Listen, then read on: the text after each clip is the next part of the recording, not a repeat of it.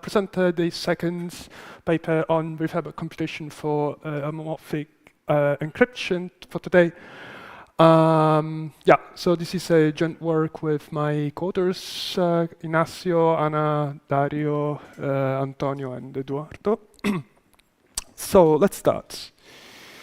I'll go through this very quickly because you already had some glimpse from the blind snap presentation. So cloud computing is can be seen as interaction between a weak client that outsources and heavy computation to a powerful server.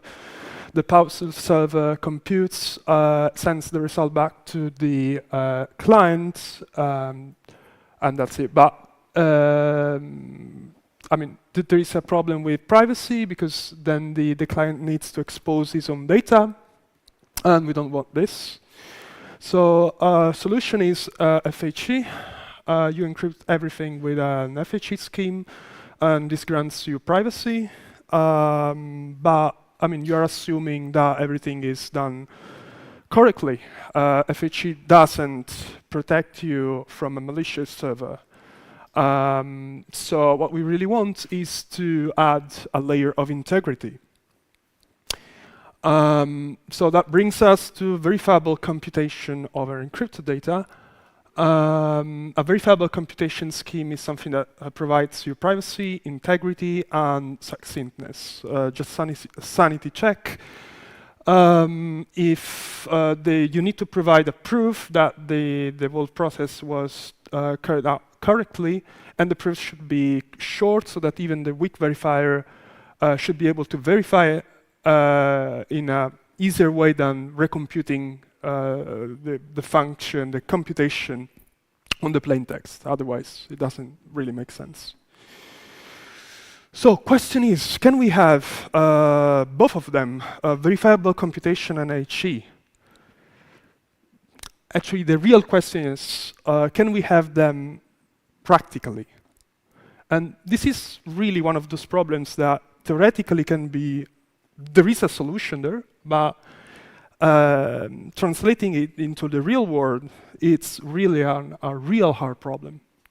So let's see what has been done so far. So the obvious approach you might try is that you take your favorite snark and you are running it on the computation that happens on the ciphertexts.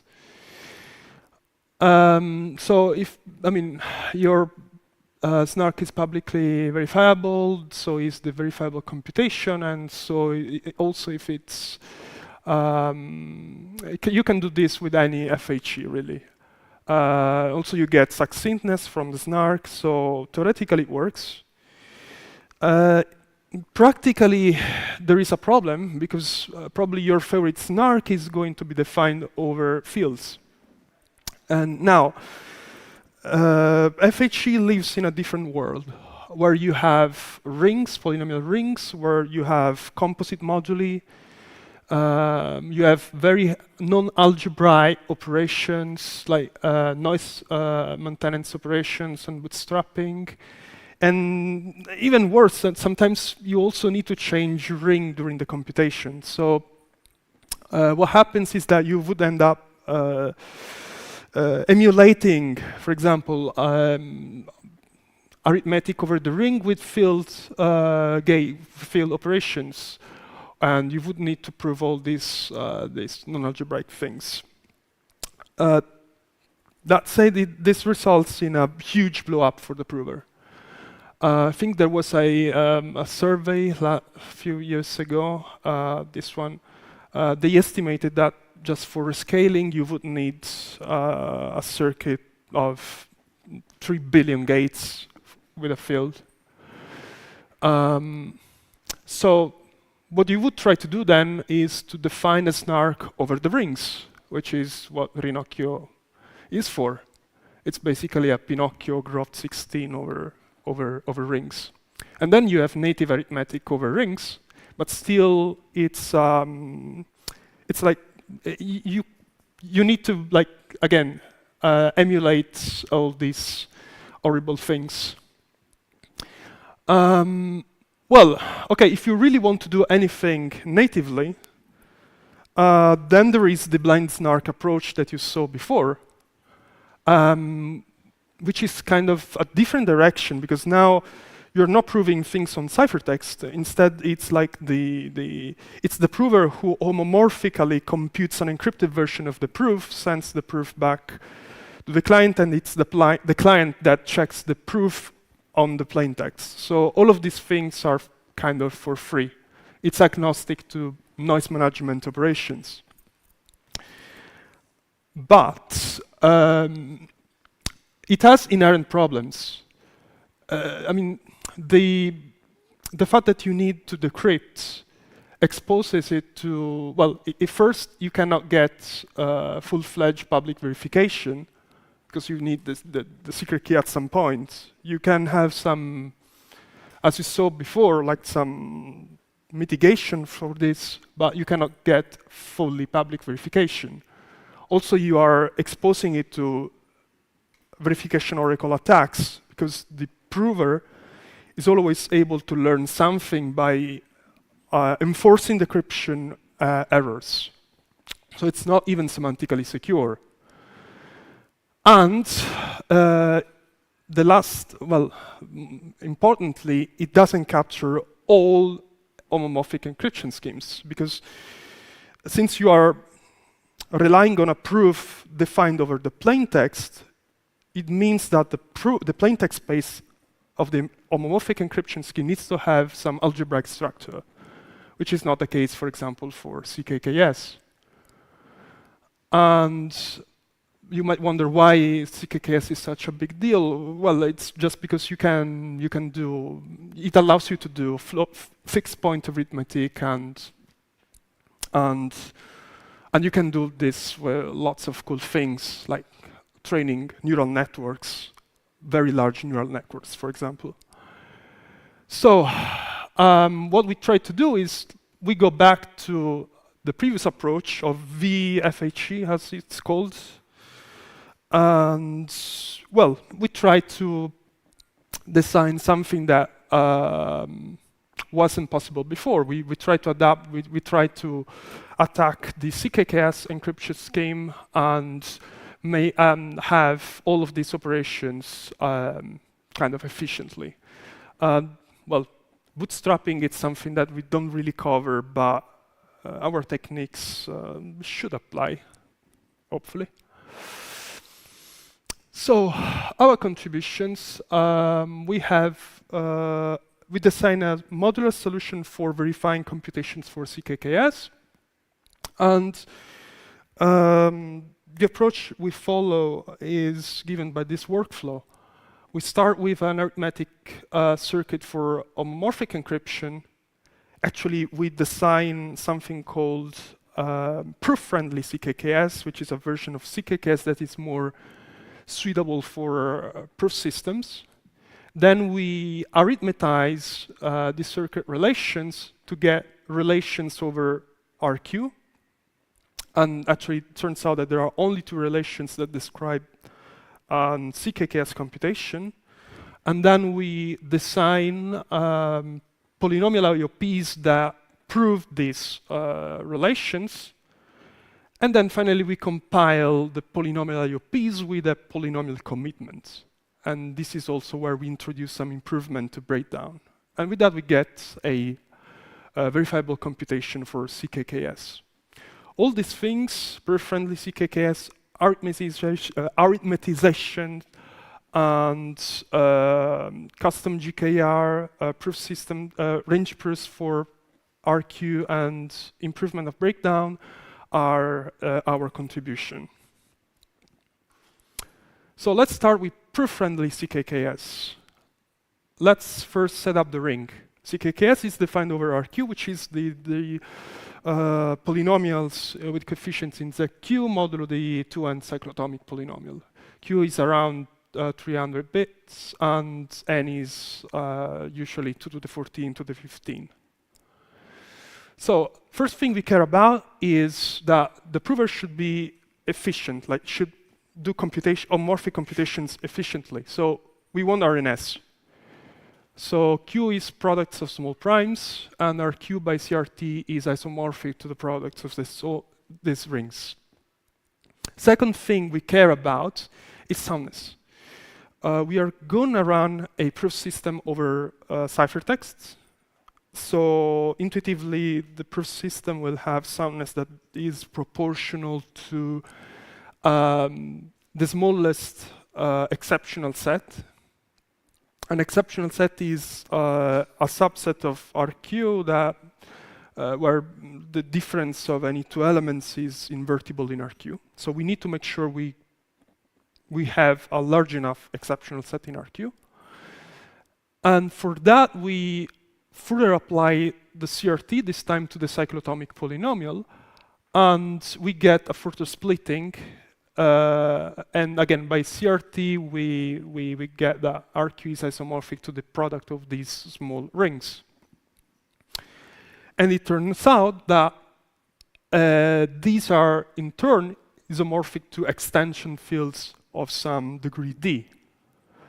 So the size of our exceptional set is going to be equal to the smallest of these extension fields. To get 100 bits of security, we can either choose of having primes of 32 bits or 62 bits, and we can take D equal to 4 or 2 accordingly.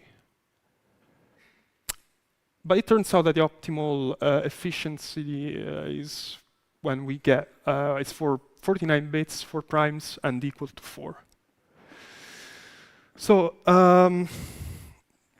to get an idea how CKKS works, it's like a level scheme. So you organize the computation into levels, multiplicative levels. Each level is composed by a layer, multiple independent multiplications.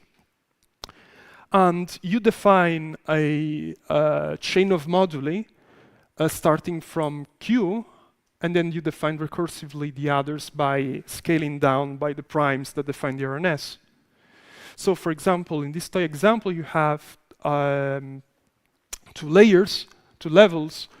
The wires in the first layer are in RQ1 or RQ, and then the outputs are in RQ2, and then after another level of multiplications, you end up in RQ3.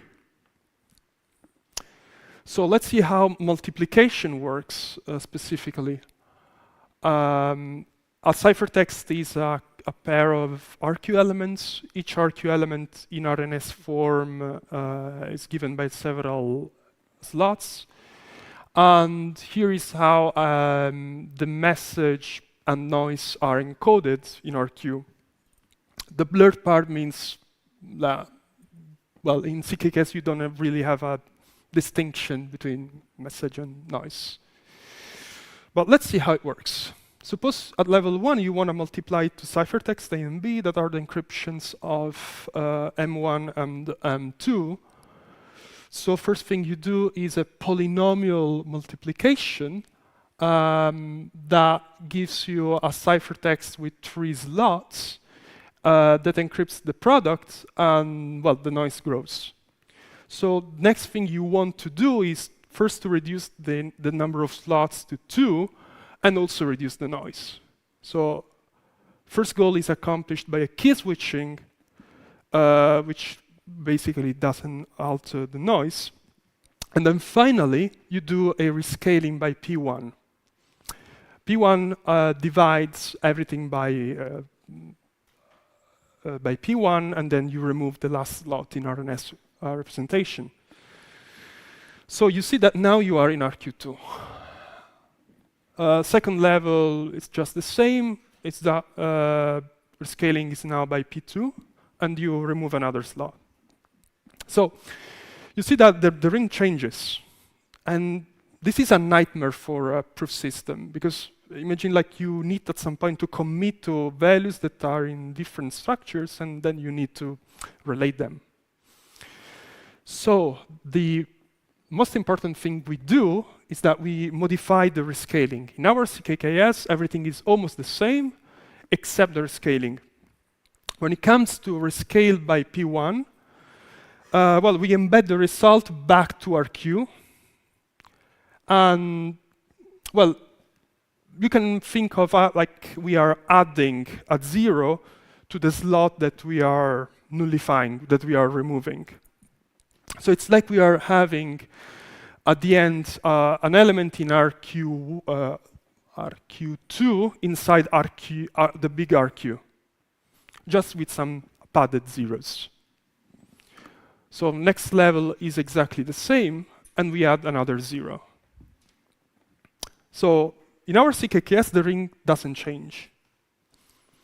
So you might wonder like how this is in practice, because we are, unlike CKKS, where the size gets smaller, we are always doing things with a big ring.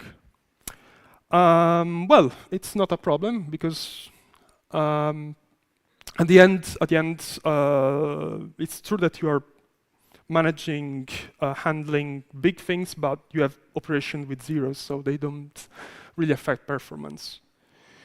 And well, for the comparison, you can see that you have normal CKKS, and for a normal CKKS multiplication, we are just 10% or 20% slower, which is really nothing.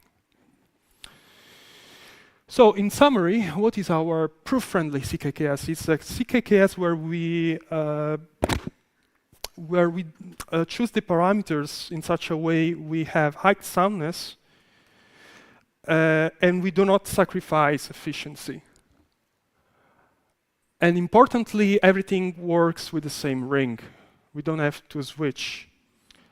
And there is another contribution here that it's a bit technical, so I'm not gonna talk about this. It's that we also set the parameters so that we can prove approximate bounds. So for example, if you need to prove that, you want to prove that something, a ciphertext coefficients bounded by some b, a prime, which can be a prime, we instead prove that it's bounded by the closest power of 2. This is very good for example, for if you need to batch things. So let's see the next step, arithmetization. How do we arithmetize a CKKS circuit? So you have an arithmetic circuit for in the FHE world, and we want to translate it in terms of RQ. So let's see, I'll just show you how to do this with a multiplication. So multiplication, if you remember, it's polynomial multiplication followed by key switching followed by rescaling. Let's analyze each of these.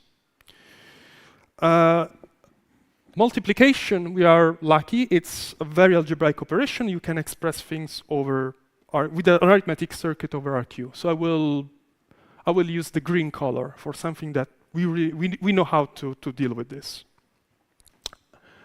Now, when we go further, we find the very first obstacle. You have this CRT minus 1D2, which is the very first non-algebraic operation. It's basically taking an RQ element and it's giving you, computing the CRT decomposition. So you have to do a modular reduction for all the primes of the RNAs. So this is not algebraic. How do we prove this without having us blowing up a circuit? The idea is the prover, we let the prover send us a vector which he claims to be the CRT decomposition of D2. So he needs to prove this. So he needs to prove that the components of this vector are less than all the PIs. And that, of course, they recompose to D2 when you are taking the scalar product with the base, the RNS base. Okay. So basically, once he proved this, well, we can use these inputs to continue the computation. And well, we reduce this horrible red thing with just two relations that, well, one, we know how to deal with this, and something that looks promising, a range proof. So this is pictorially what happens. The prover sends us this vector. checks that they are the correct bounds, checks that they recompose to D2, and once he proves this, we can use this to go to the next operation, which is also non-algebraic, because there is another modular reduction. Again, how do we prove this? We use, again, non-determinism. First, let's rewrite it in a way that now might look a bit more familiar. And indeed, this is just a Euclidean division by PL. PL is the prime that defines the current level. So we want to prove a Euclidean division. And again, we let the prover do the job. He's inputting values, W quotient, W reminder, so that they satisfy the obvious relations, definitions of Euclidean division. So all these two inequalities, and that they satisfy the Euclidean relation. And again, once it does it, we can just use these two things, and these are going to be the outputs. These are going to be the inputs to the next level. So at the end, this is what a multiplication CKKS looks like in terms of RQ. A bunch of arithmetic circuit relations and a bunch of range proofs.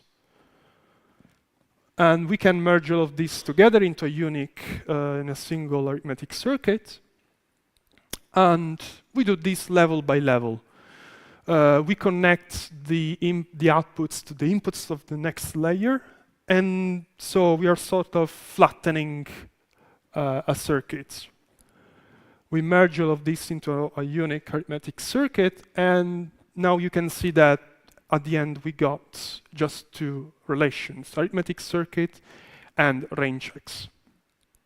So next I'm gonna explain you how we prove these two relations. First is arithmetic circuit satisfiability, for which we design a custom GKR.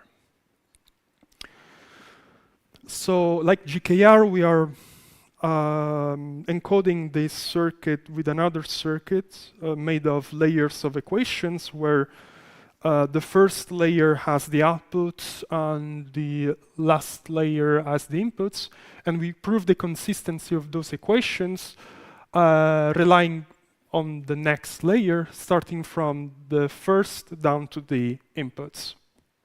Now, unlike GKR, we need this thing to work over RQ, and while GKR just has two predicates for addition and multiplication, we also add more predicates to be more expressive, to deal with this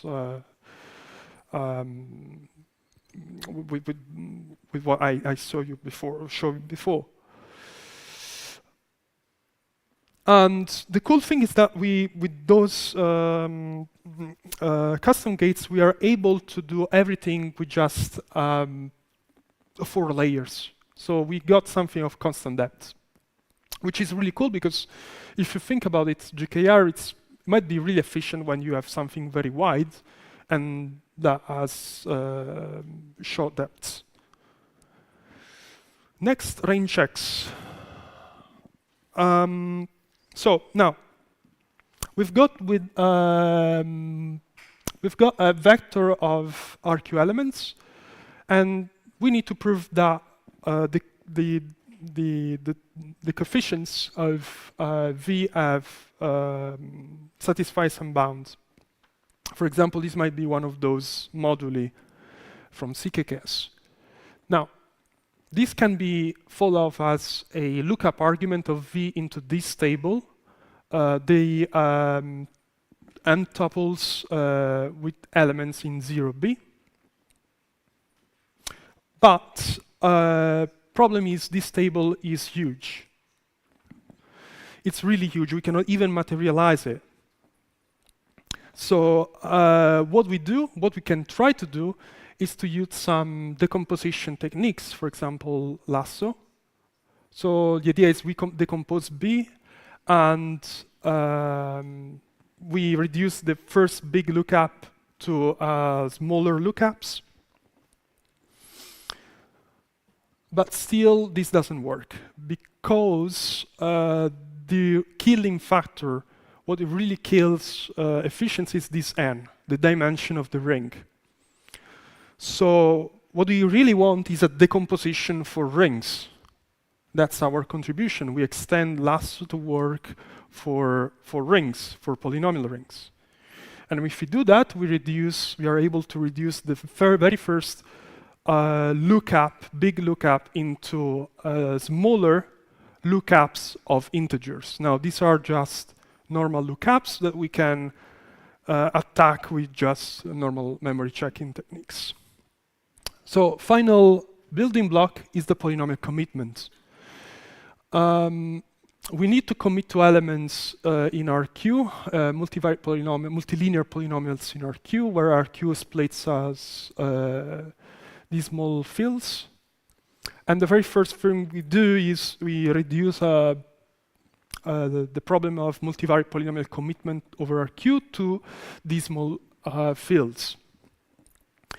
Then we can use a field agnostic multivariate PC like breakdown. And this works because breakdown also doesn't assume anything from any structure for the field.